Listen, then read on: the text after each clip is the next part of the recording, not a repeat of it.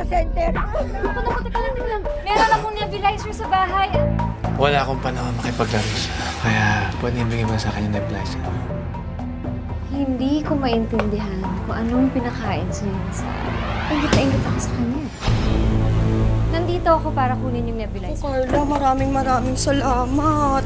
At meron nga pala akong hinandang adobo para man lang makabawi sa pagpapahiram mo ng nebulizer. Kulang yan. Dapat pera ang binabayad mo sa akin. Carla, huwag naman yung mga yan kasi yan na lang yung handa namin ngayong bagong taon. Eto ba, tinggera din to eh. Kung hindi ko na talaga kailangan yung nebulizer na yan, hindi ako pupunta dito. Kunin mo na. May pinagdadaanan ba si Elsa? Baka pagod lang dahil ilang beses na ako nagkakasakit itong mga nakaraang araw. Kutubera ko, alam mo yan.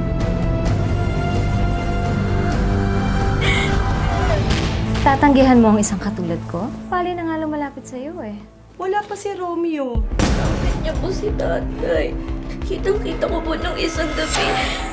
Nung nanghiram po si tatay ng nebulizer. Huling beses namin manghihiram sa'yo na to.